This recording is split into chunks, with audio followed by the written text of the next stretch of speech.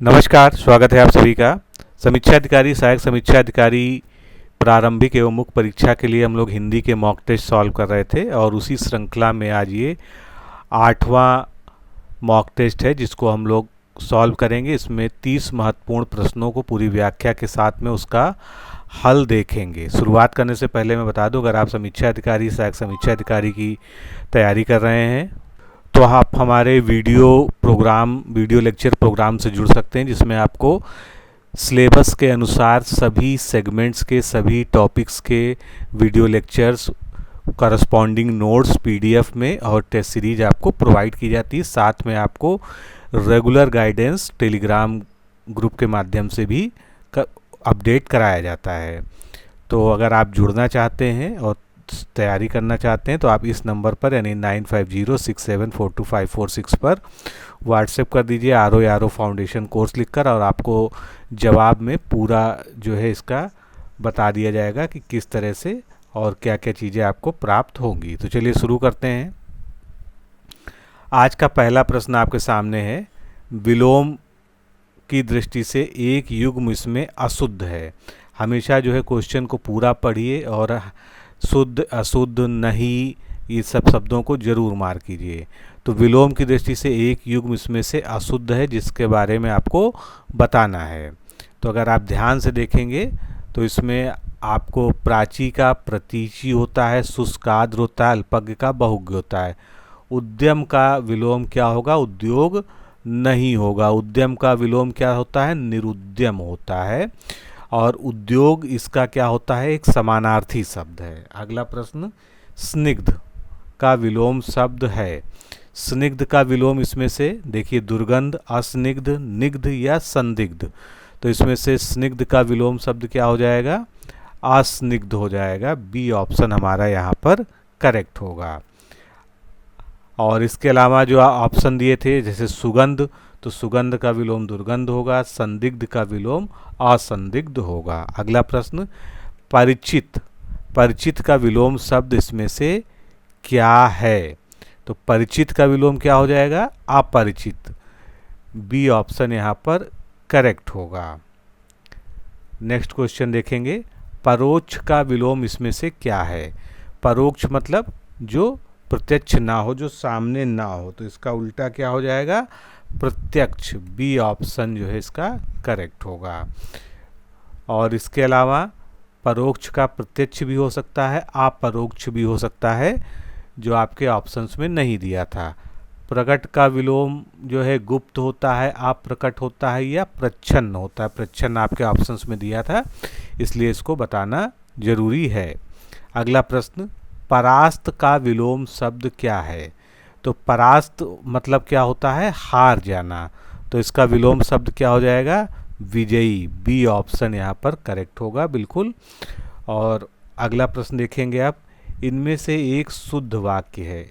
एक वाक्य इसमें से शुद्ध है, उसको हमको देखना है। तो इसमें से सबसे पहले हम लोग शुद्ध वाक्य को ही पहचान लेते हैं, फिर अशुद्धियों पर बात करते हैं कि किसमें क्या गलती है। तो इसमें से एक शुद्ध वाक्य कौन सा है? मुझसे यह काम संभव नहीं। डी ऑप्शन जो है बिल्कुल सही है। बाकी पे विचार करते हैं कि वो क्यों गलत हैं।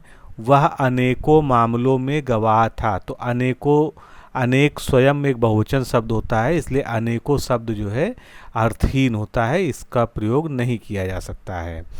इस बात का स्पष्टीकरण करना, स्पष्टीकरण में ही करना, करण का अर्थ होता है करना, तो इस बात का स्पष्टीकरण आवश्यक है। अगर ऐसा लिखा होता तो ये बिल्कुल सही होता। करना का यहाँ प्रयोग जो है अनुचित हुआ है। फिर भारत ब्रिटेन कभी ब्रिटेन के अधीन था। अधीन की वर्तनी देखिए क्या है? गलत है। क्या होना चाहिए? अधीन शब्द सही होता है। तो इस तरह से ये तीनों में जो अशुद्धियाँ थी वो आपके सामने हैं, आप इसको एक बार यहाँ पर फिर से देख सकते हैं। अगला प्रश्न देखेंगे, निम्नलिखित में से शुद्ध वाक्य को पहचानना है। तो चारों वाक्यों को ध्यान से पढ़िए। इसमें एक वाक्य शुद्ध है, पहले उसको हम लोग देख लेते हैं, फिर गलत वाक्यों में क्या गलतियां हैं उसको हम छांटेंगे। तो इसमें शुद्ध वाक्य क्या हो जाएगा? ए, पुलिस द्वारा डाकुओं का पीछा किया गया। ये तो बिल्कुल सही है ना, इसमें वाक्य में कोई गड़बड़ है ना वर्तनी में। बाकी जो है सभी में देखते हैं, एक एक करके प्रत्येक छात्र कक्षा से निकल गए। अब यहाँ पर एक एक भी दिया हुआ है, प्रत्येक भी दिया हुआ है। दोनों का अर्थ क्या है? बिल्कुल एक जैसा है, यानी समानार्थी शब्द हैं। यानी यहाँ पर अनावश्यक जो है पद वृद्धि की गई। या तो एक एक करके लिखिए या प्रत्येक लिखिए, तो एक साथ चल सकता है। तो होना क्या चाहिए? एक एक छात्र कक्षा से निकल गए, ये जो है सही होता है। फिर अगले वाक्य में देखते हैं, मेरे घर के पास एक हलवाई की दुकान है। अब एक हलवाई की जगह क्या होता है? हलवाई की एक दुकान है, यानी यहाँ पदक्रम संबंधी अशुद्धि है। अगर एक इधर आता तो ये बिल्कुल करेक्ट होता, मेरे घर के पास हलवाई की एक दुकान है। अगला सेंटेंस क्या है? यह तो अच्छा हुआ कि चोरों का पदार्पण होते ही मैं जाग गया। अब चोर के लिए पदार्पण शब्द जो है बिल्कुल अनुचित है, तो चोर के आते ही, तो यहाँ क्या होना चाहिए था? यह तो अच्छा हुआ कि चोरों के आते ही मैं जाग गया, तब ये वाक्य बिल्कुल शुद्ध हो जाता। अगला प्रश्न देखेंगे, कौन सा वाक्य शुद्ध है? अब दही पुल्लिंग है या स्त्रीलिंग है? अगर आपको ये पता है तो आप जो है इसमें बिल्कुल सही जो है उत्तर दे पाएंगे। तो दही जो है क्या है? पुल्लिंग की तरह प्रयोग होता है। दही खट्टा है, बी ऑप्शन इसका बिल्कुल सही होगा। अगला प्रश्न, एक की वर्तनी शुद्ध है। यहाँ पर ध्यान दीजिए, शुद्ध वर्तनी वाला एक शब्द हमको देखना है। तो यहाँ पर देखेंगे आप, देवर्षि गलत लिखा है, निशब्द गलत लिखा है, जमाता भी गलत लिखा है, केवल एक ही शब्द सही है, आविष्कार, ए ऑप्शन यहाँ पर करेक्ट है। देवार्षि कैसे लिखते हैं? देवर्षि लिखते हैं, निह शब्द लिखते हैं, और जमाता की जगह जामाता जो है करेक्ट होता है। अगला प्रश्न, इसमें भी हमको शुद्ध वर्तनी वाले शब्द को चिन्हित करना है, शुद्ध वर्तनी वाला पद देखना है। विरहणी लिखा गया है, लेकिन इसको सही तरीके से कैसे लिखा जाता है ये आपको पता होना चाहिए। तो इसका सही ऑप्शन क्या हो जाएगा? सी, विरहिणी।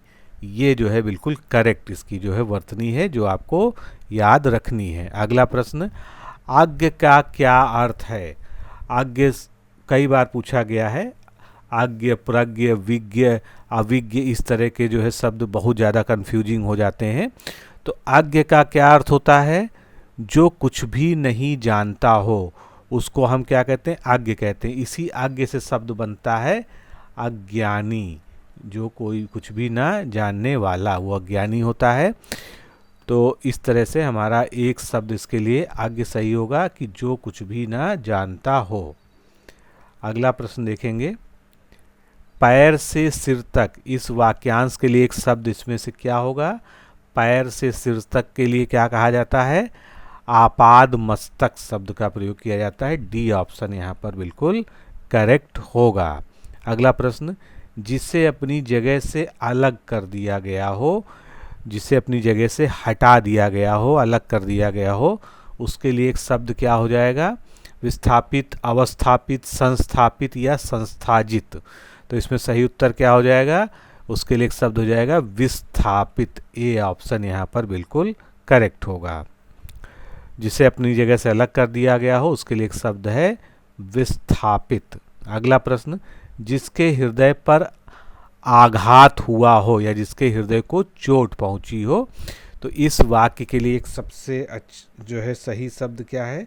यहाँ पर आपको वर्तनी का भी ज्ञान होना चाहिए, क्योंकि शब्द वही लिखा गया है, कई रूपों में लिखा गया है। इसमें से सही वर्तनी से में जो लिखा गया है वही इसका सही उत्तर है। तो इसका सही उत्तर क्या हो जाएगा? मर्माहत। बी ऑप्शन यहाँ पर करेक्ट होगा। अगला प्रश्न, जिस पेड़ के पत्ते झड़ गए हो उसको क्या कहते हैं? तो देखिए बहुत क्लोज ऑप्शन है, प्रपर्ण, अपर्णा, पत्रहीन, अपत। तो पढ़ने में इसमें दो तीन में ऐसा लगता है, इन तीनों में तो ऐसा लगता है कि तीनों का मतलब एक ही निकलता है, लेकिन इसका सबसे सटीक जो है जो शब्द है वो है अपत, यानी बिना पत्तों वाला पेड़। बाकी पत्रहीन का भी अगर देखा जाए अर्थ तो यही होगा कि बिना पत्ते वाला। अपर्णा का भी यही अर्थ होगा, लेकिन अपत जो है ये इसी के लिए प्रयोग होता है। तो इसको बहुत अच्छे से ध्यान रखिएगा। जिस सब पेड़ के पत्ते झड़ गए हों उसके लिए एक शब्द होता है अपत। अगला प्रश्न देखेंगे, बांका का तत्सम शब्द क्या है? बांका एक तद्भव शब्द है, इसका तत्सम क्या हो जाएगा? बांका का हो जाएगा वक्र। बी ऑप्शन यहाँ पर करेक्ट होगा। नेक्स्ट क्वेश्चन, पत्थर शब्द का तत्सम रूप क्या है? पत्थर को तत्सम में क्या लिखते हैं हम जो है, तो पत्थर को हम लिखते हैं प्रस्तर। बी ऑप्शन यहाँ पर सही है। और यहाँ पर एक तत्सम तद्भव की जोड़ी और दी है, उसको भी जान लीजिए। पाहन क्या है? तद्भव शब्द है। और पाहन का अगर तत्सम आपसे पूछ लिया जाए तो क्या हो जाएगा? पाषाण हो जाएगा।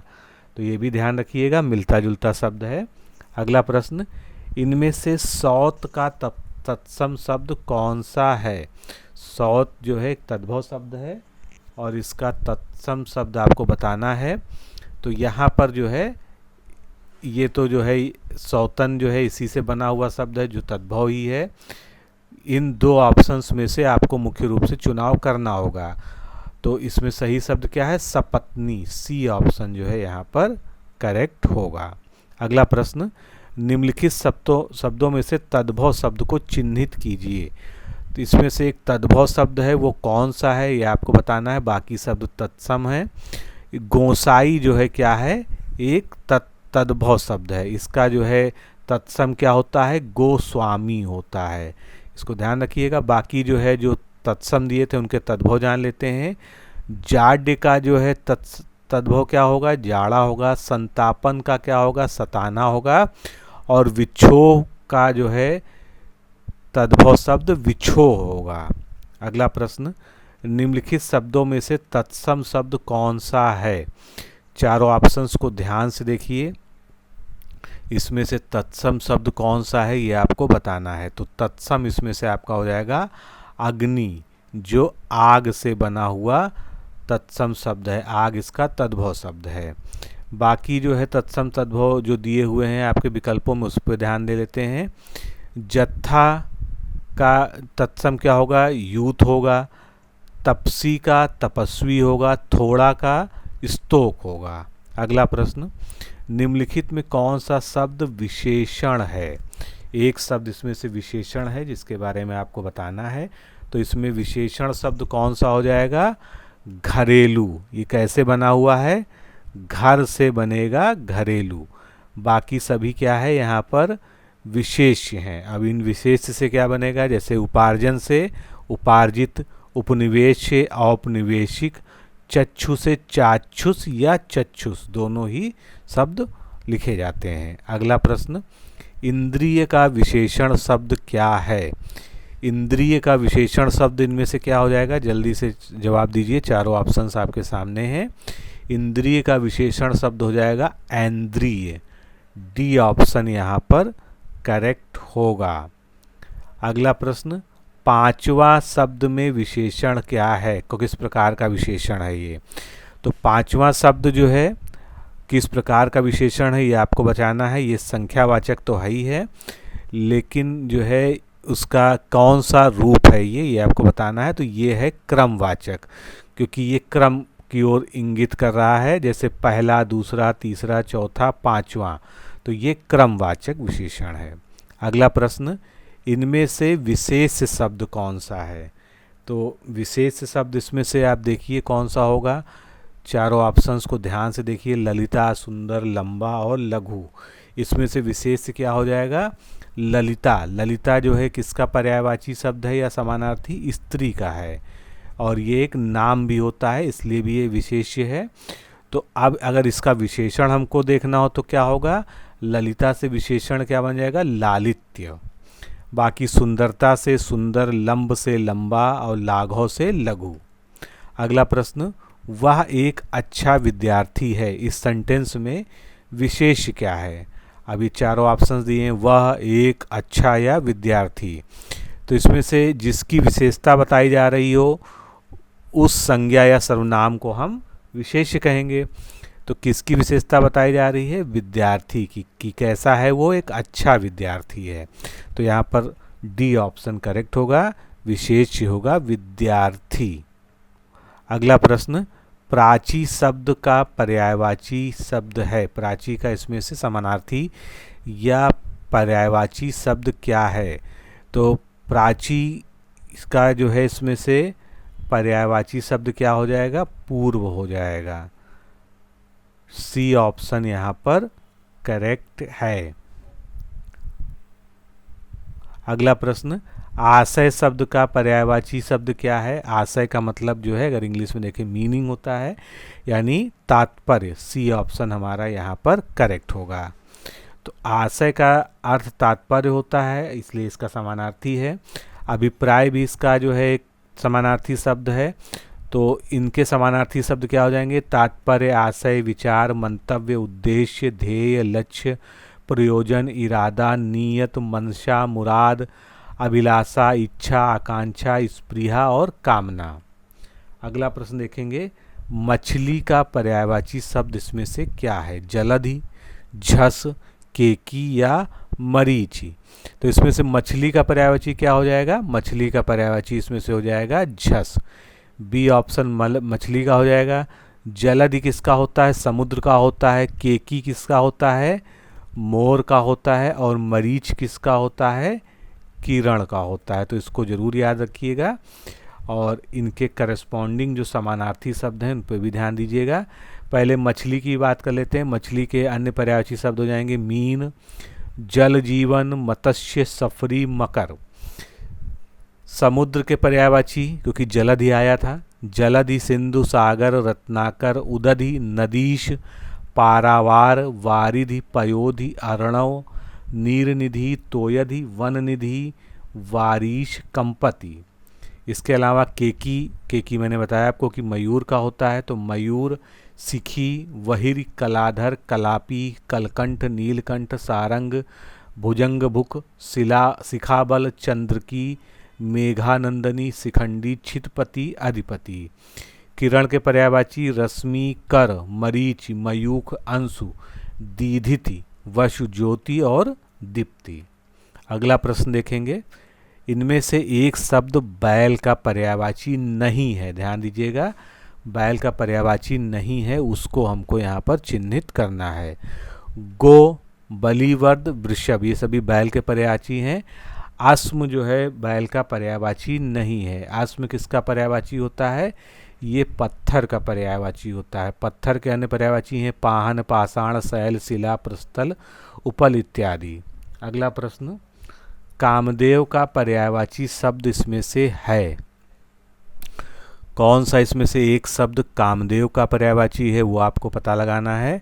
तो कामदेव का पर्यायवाची हो गया मदन। बी ऑप्शन कामदेव का पर्यायवाची हो गया। मोहन किसका पर्यायवाची होता है? भगवान श्री कृष्ण का। सोम किसका पर्यायवाची है? अगर आपने पढ़ा होगा तो सोम जो है चंद्रमा का पर्यायवाची है। और जयंत किसका पर्यायवाची है? कामदेव के पुत्र का पर्यायवाची शब्द है जयंत। तो इसको ध्यान रखिएगा। अब इनके पर्यायवाची शब्दों पर विचार कर लेते हैं। कामदेव के पर्यायवाची हैं मनोज, मनमथ, मार, काम, अरंग, मनसिज, कंदर्प, रतिनाथ, रतिपति, मीनकेतु, मदन ये सभी जो है कामदेव के पर्यायवाची हैं।